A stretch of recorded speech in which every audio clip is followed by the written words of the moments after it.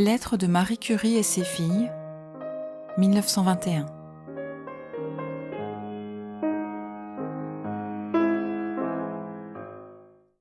Irène à Marie, de l'Arc-Ouest à Paris, été 1921.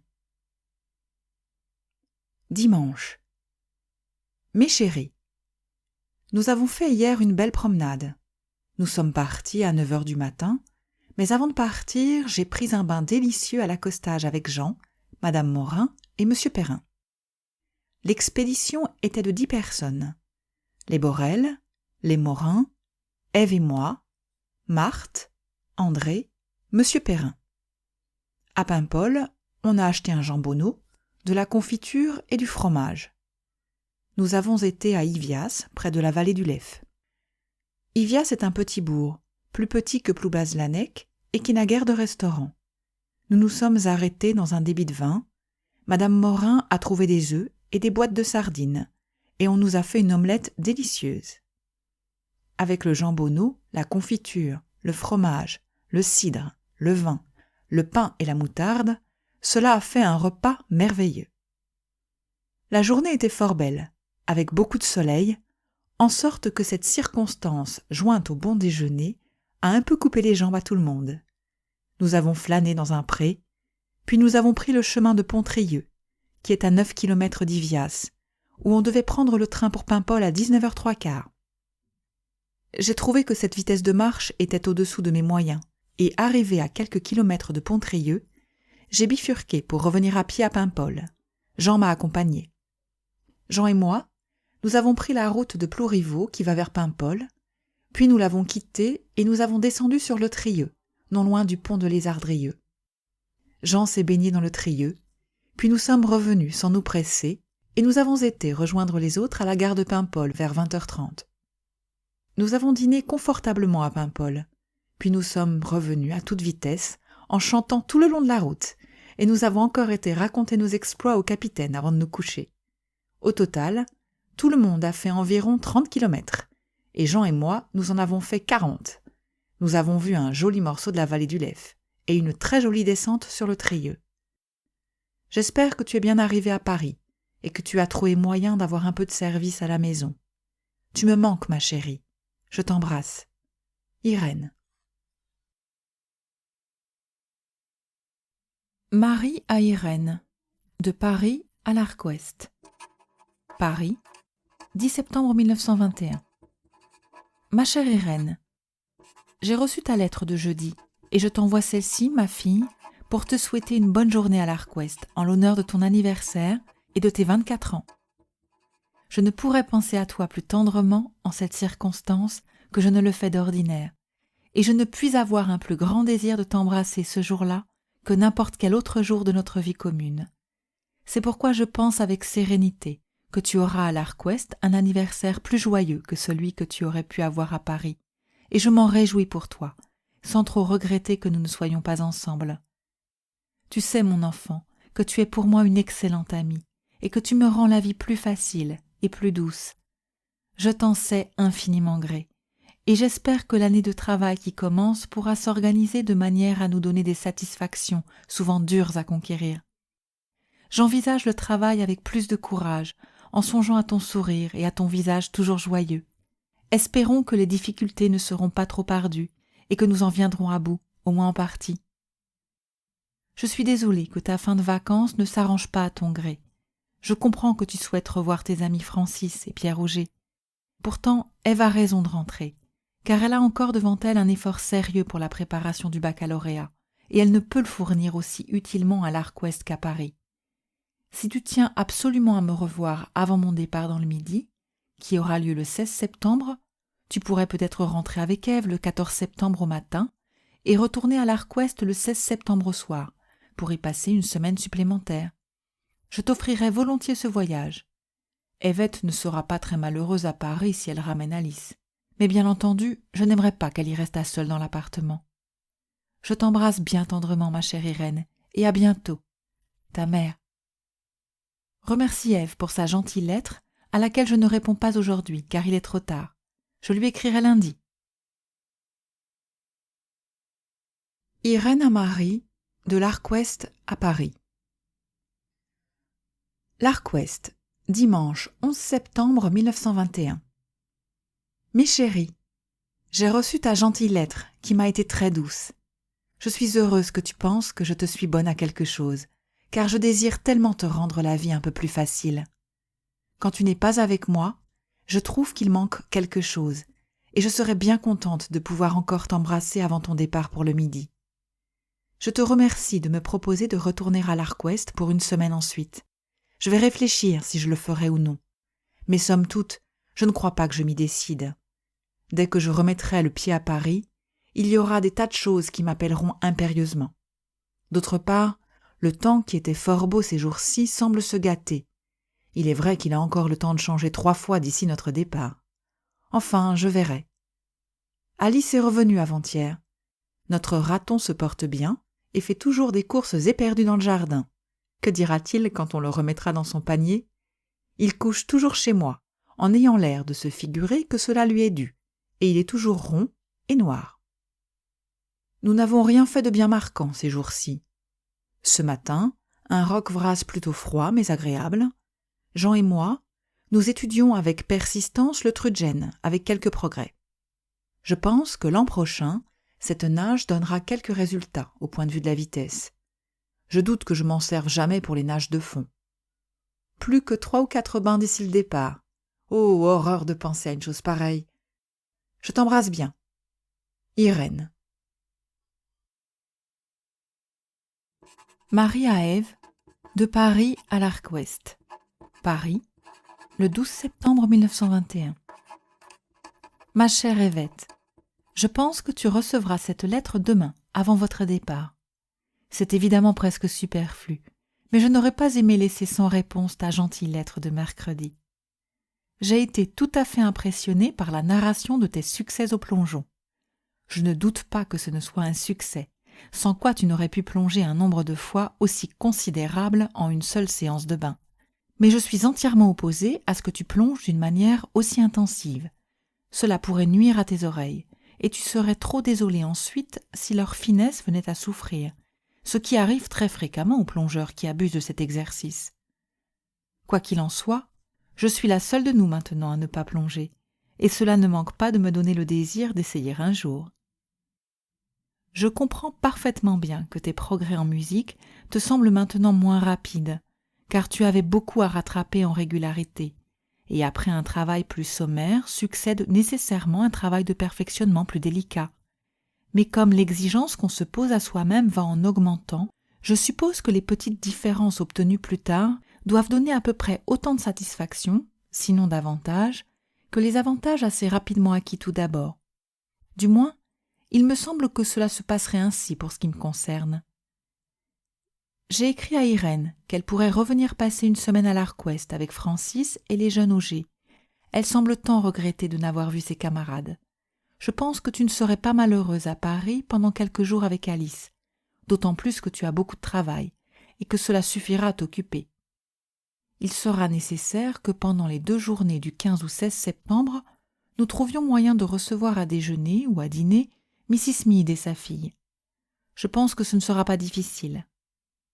Je partirai le 16 septembre au soir pour passer quelques jours dans le Midi, avant de voir l'oncle Jacques à Montpellier. Je réussirai sans doute encore à prendre quelques bains pas trop froids.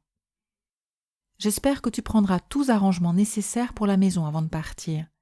Il y a en particulier 2 carreaux brisés à remplacer, Alexandrine à payer, la jouissance de la maison à assurer par écrit, la quantité de charbon à examiner au point de vue de l'été prochain, le blanchissage des draps à payer, et sans doute d'autres choses encore. Je t'embrasse tendrement, ma fille chérie, avant de te revoir mercredi prochain. Prenez le premier train si vous pouvez, c'est plus sûr.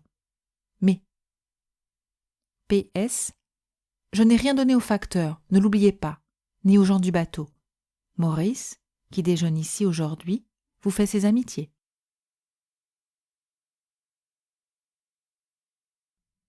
Marie à Ève, de Cavalère à Paris. Cavalère, le 22 septembre 1921. Chère Èvette, je n'ai encore rien reçu de vous, ce qui d'ailleurs ne m'étonne pas. car je sais combien la circulation des lettres est déplorable dans ce pays perdu. J'espère que vous allez bien, puisque je n'ai reçu aucune dépêche alarmante. Il fait chaud ici. La mer a constamment été agitée, ce qui rend le bain peu agréable. Nous dormons sur la terrasse. Ce château que nous habitons, car c'en est un bien effectivement, se trouve sur le flanc d'un coteau, parmi les pins. C'est une grande construction blanche, surmontée de parties formant tourelles et offrant de tous les côtés un grand nombre de terrasses et balcons. Vers l'est, les pentes couvertes de pins descendent vers la baie de Cavalère. Vers l'ouest, les coteaux des Morts forment une sorte de rempart qui fuit et se prolonge au nord. Ces collines, assez hautes, boisées de pins, ont un aspect assez sombre et rude et font penser à des repères de brigands ou de proscrits. Leur vue évoque le temps où elles ont servi d'abri aux morts refoulés et réfugiés dans cette région. Quand les pins sont dorés par le soleil, la montagne prend un aspect plus amical et plus hospitalier. Mais ce n'est jamais la douceur des bois d'oliviers ou de citronniers aux environs de Nice et Menton. Pourtant ce pays, quoique plus farouche, est d'un charme réel. On s'y sent d'ailleurs très loin du monde, ce qui est parfois un repos et parfois un souci. J'espère que vous avez bien repris vos habitudes de Paris et que tu t'occupes de ton examen. Je partirai d'ici samedi après-demain et je serai le soir à Montpellier. Je compte toujours être à Paris le 28 septembre au matin. Je vous embrasse tendrement. Mais, PS, cette lettre est la 3e que je vous écris.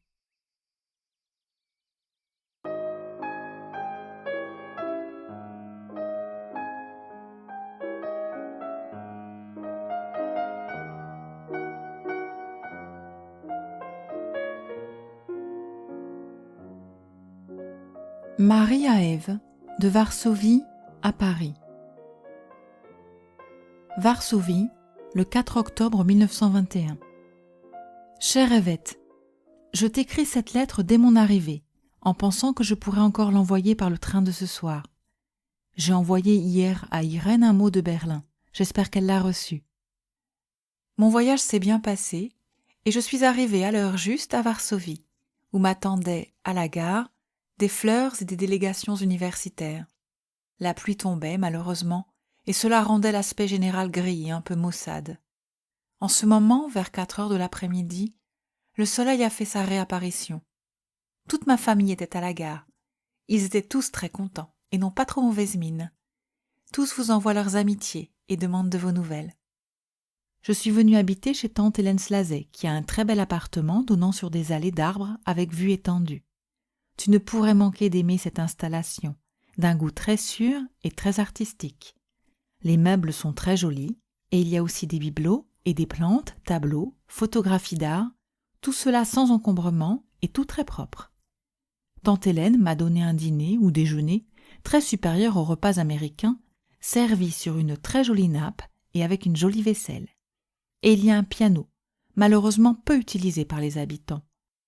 Tout ceci pour te dire que mon impression n'a pas été celle d'un dénuement lamentable, ainsi qu'on aurait pu le présumer d'après tout ce qui se dit et s'écrit sur l'état de la Pologne.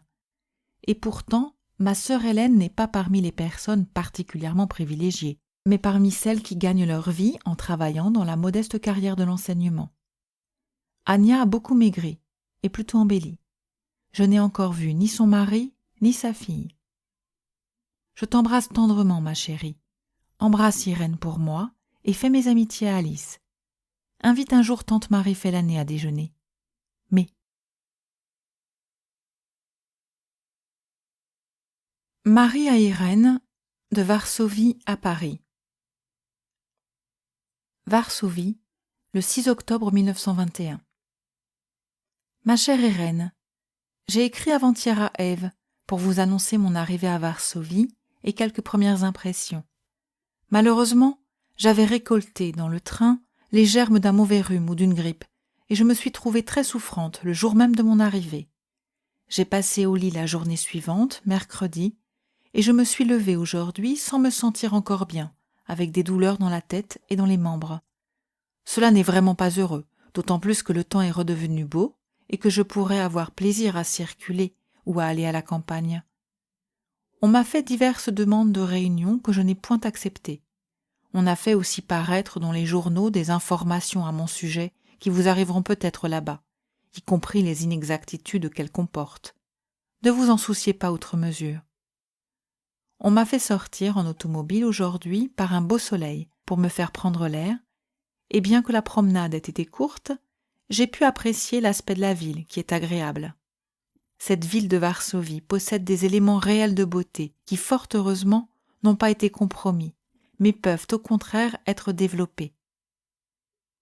Il y a une vieille ville pittoresque dont actuellement on rénove et entretient les anciennes maisons et les places, en les faisant prendre en charge par des sociétés qui font les frais nécessaires pour la conservation. Il y a la Vistule, au bord de laquelle se trouve amorcé un boulevard. Dans les environs, il y a de beaux parcs très étendus, ainsi que des jardins publics et privés. Parmi les ponts, il y en a un, actuellement en réparation, qui donne une perspective admirable avec une des plus belles allées qui s'étendent dans la ville et avec des îles qui se trouvent du côté opposé. Il n'est pas douteux que l'on ne puisse, avec tout cela, faire très bien avec le temps. Je n'ai guère pu travailler jusqu'ici, mais dans le train, j'ai fait un petit projet de rédaction sur la symétrie qui me paraît passable. J'espère m'en occuper un peu, car le seul besoin d'éviter la fatigue de la conversation m'oblige à m'isoler pendant une partie de la journée. Mes sœurs et frères sont pour moi tout à fait excellents et ne songent qu'à m'éviter tout ennui ou tout souci. C'est bien regrettable que je sois obligée de vivre ainsi, loin d'eux, en temps ordinaire. Je suis peinée de vous sentir maintenant loin de là, vous mes enfants que j'aime tant, et j'ai la plus grande hâte de vous revoir. Mais tu pourrais suggérer à monsieur Lapic que si madame Pichon tient à avoir 4000 francs, elle peut nous donner 600 mètres carrés de terrain en plus. Ce serait très bien.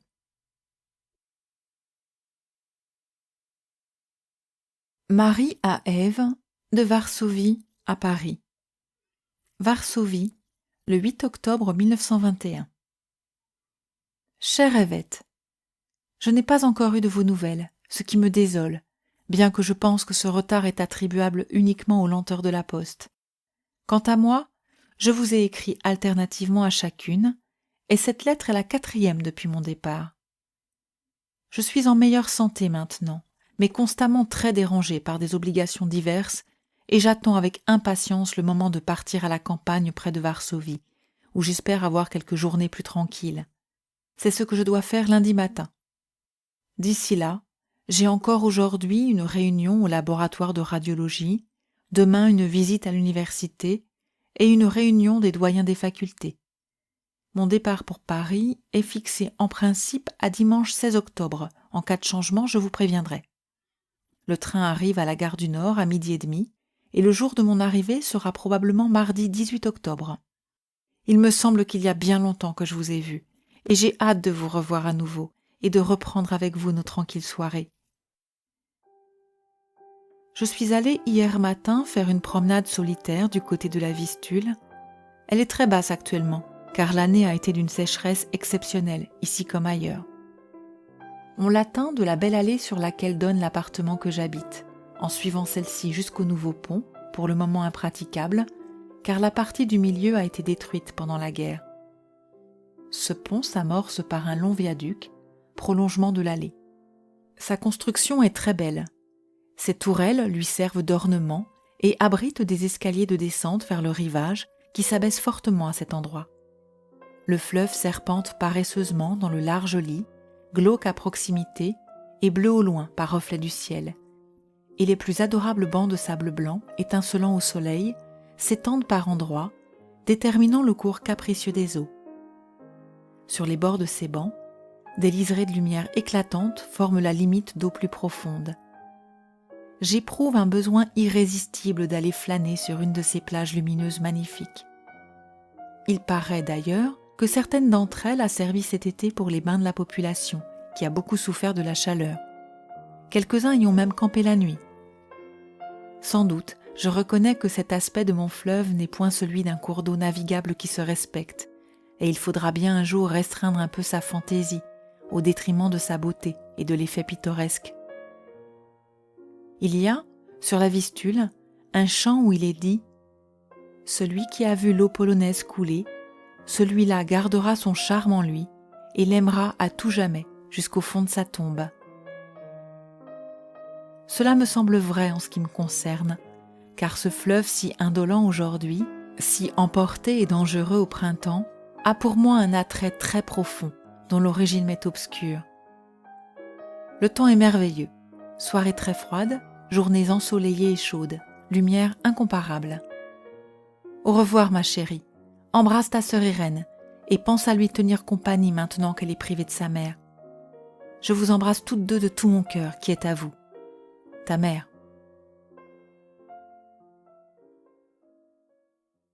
Marie à Irène, de Anin sous Varsovie à Paris. Anin sous Varsovie, le 11 octobre 1921. Ma chère Irène, je t'écris de la campagne, où je suis venue hier pour prendre quelques repos, avant de m'embarquer à nouveau dans le train pour aller vous rejoindre. Cette lettre est la 3e adressée à toi, et j'en ai envoyé 2 à Ève. J'en ai reçu une seule jusqu'à présent de toi, datée du 5 octobre. Elle m'est arrivée hier seulement, ayant mis 5 jours pour son voyage, ce qui paraît anormal étant donné le temps de trajet en chemin de fer. Pourtant, il paraît que c'est là actuellement le délai, sauf pour la poste par avion. La campagne où je me trouve est à 12 kilomètres de Varsovie. On y arrive en traversant la Vistule et en s'éloignant de celle-ci, en même temps qu'on la remonte dans une certaine mesure. La localité est assez uniforme cependant. De légers vallonnements, ou plutôt des ondulations, en rompent quelque peu la monotonie, tandis que de grandes forêts de pins, de bouleaux et de chênes lui communiquent son charme principal. Le sol est partout sablonneux, et des bancs de sable apparaissent par endroits. Les chemins sont plutôt mous, durcis quelque peu seulement en forêt, et conviendraient admirablement pour se promener à cheval. Il n'y a ici aucune agglomération notable, ni ville, ni village, ni même hameau. Dans toute la contrée, on rencontre uniquement des groupes de maisons appartenant aux habitants de Varsovie et communiquant avec la ville par un chemin de fer d'intérêt local plus ou moins proche. La propriété de tante Luska est assez étendue et se compose d'une maison assez grande, agencée en pension de famille, de quelques bâtiments moindres et de vastes terrains couverts en partie par la forêt. Je suis logée dans une des chambres de la maison principale, dont l'installation de type paysan est agréable à voir.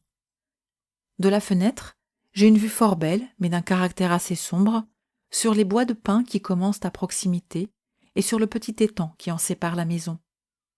Dans la masse sombre des pins, aux alentours de cette petite colonie forestière, des notes claires sont données par endroits par de braves petits bouleaux tout dorés actuellement sous leur feuillage d'automne, et à cet or jaune se mêle aussi un peu de l'or roux des chênes. Sur le terrain peu boisé apparaissent des plages de sable fin, très blancs et très lumineux au soleil.